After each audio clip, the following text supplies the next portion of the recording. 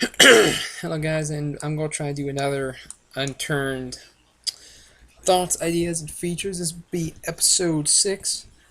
I'm going to try to do an update video where I just make my ideas better and more balanced if possible. But we've got a lot of ideas so far, and I got 4 new ones. Let's start off with drinks. So I think drinks should give abilities. Nothing like you can fly and everything, but something like if you drink soda, so like Coke, Pepsi, typical sodas, then you go slower. You move maybe like 10% slower for a couple of minutes, maybe. Cause when I drink Coke or soda overall, if I try to run, I feel like I'm going slower and I don't have as much stamina as if I was like drinking water. So I think that'd be a little bit more realism to it. Something like water should not give any negatives and should only give one ability, and that'd be the quench ability. The quench ability would give you slower thirst loss for a certain period of time because a lot of times in real life I could drink water for maybe drink one normal 500 milliliter bottle of water, and I can go several hours without drinking water again. So it's just like this quenchability to it. Something like electrolytes or just like you usual like low tier energy drink maybe. That's pretty rare. It gives you quench. It will give you like extra stamina. It will also give you a stamina regeneration boost, and all actions require less stamina. This will last for a certain period of time, and it gives you like a lot of thirst back. So like it'll quench your thirst a lot. And then energy drinks, which is what this green thing over here is. I could draw on these drinks better, but I just didn't take the time to do so. It's kind of rushing it. But there should be a more common form of energy drink. That should be like maybe energy drink, like maybe canned coffee or something. Well, I mean, yeah, you probably haven't heard of it, but I have seen like a canned coffee. It's literally coffee like you would get with a soda. So you just open it and you drink it. I imagine it wouldn't taste good, but all right, whatever. But it gives you the same thing as the high tier energy drinks, but after you get the bonuses gone, you get a energy crash. Since the energy drinks, the low tier ones, would give you lots of caffeine and sugar. It gives you the same effect as the high tier, but afterwards you get like a sugar crash or something, and everything you have with the bonus is now gonna go down. So like you get less stamina, you run slower, more your actions take more stamina, stamina regens slower. Basically, it's the exact opposite afterwards. But it can be useful to get out of a tight situation. If I'm being chased by somebody with a gun, now I need to get out of there because I might die. I can just drink one of these energy drinks and keep going. As well, when you have negatives like that, you can drink like one of these high tier energy drinks, or just drink another low tier energy drink and get another extra boost. But now here's the thing: when say I drink two energy drinks in a row, then like say after that bonus is gone, I'm running slower. I drink another one, I get the bonus again.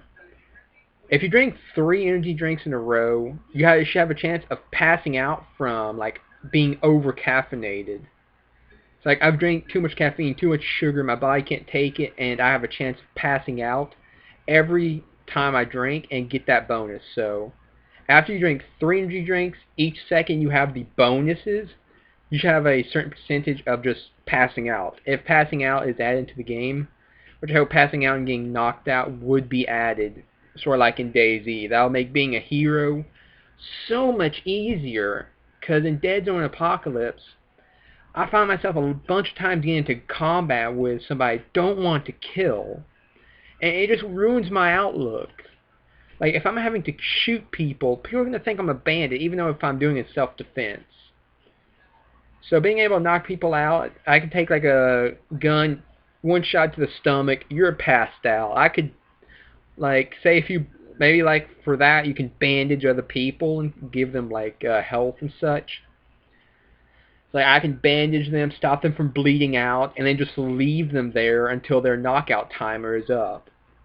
Sort of like in DayZ would be. I try to be a hero. This survivor takes a shot at me. I fire back. I knock them out. I just run over there, bandage them. Maybe take some of their gear as sort of like a penalty for shooting at me, and just leave them there for maybe zombies or another player. Or they could just probably sit, like, lay there and knock down until they wake up. But that's only one of 4 ideas, so I better hurry up. I spent 5 minutes on the idea. The next, grenades. There should be different types of grenades. For this one, oh, I drew into it. But for this one, flashbangs is the gray one. Pull the pin, throw it. Depending on whether you're looking at the grenade or not, when it goes off, depends on if you're blinded. If you're not looking at it, but you're so close to it, then you're blinded anyways, and you get this very loud ringing noise the closer you are to it. Then over time, your vision will come back first, but the ring will stay there for a while, but it'll slowly go away, and then your normal hearing comes back.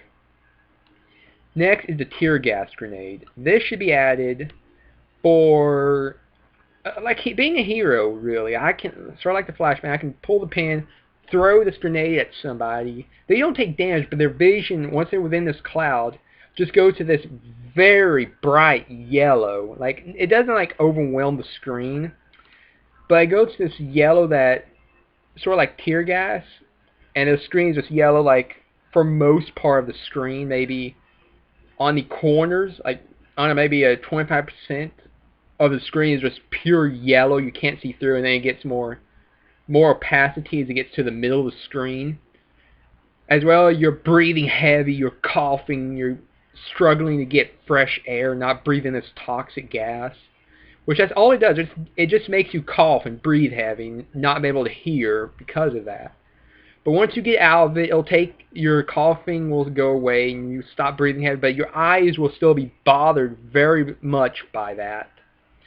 But just after time, it goes away. And then different types of grenades. This is the typical ball grenade. It gets thrown the farthest, and it has more shrapnel damage. It does more damage within a smaller range. This is a pineapple grenade. It does less damage over a larger range. So just some grenade ideas. Next, trying to hurry up here, suppression. Since suppression is basically just putting bullets down on somebody's position, since this has no effect on people in video games, it seems, it should be added into the game instead of just like, I'm getting shot at, I should hide behind cover. That's what you typically think in DayZ, but about 90% of Unturned players, I bet you, be like, oh, I'm getting shot at, let me just keep running. I mean, it's stupid and unrealistic. If I shoot at somebody, I want some reason for them to hide behind cover, because they're just going to keep running. It's just annoying not seeing that. And then last idea for now is gun age. This should be, this will give another reason to play Unturned. Say I go and play for a few minutes. I have an M4 and an M1911. The longer I keep these guns, the older they're going to get, and the less effective they are. After a certain age of maybe real, like in-game days, they start getting worse and worse as I use them. So they get less accurate, more recoil, weaker overall in stats, while newer guns pack more punch and are overall better. So that gives another reason. I'm out of time for this video, but really want to see some more ideas. And yeah, episode 6, maybe the next episode can be an update video. So thanks for watching, guys. I'll see you in the next video. Just good luck with making Unturned, Greg.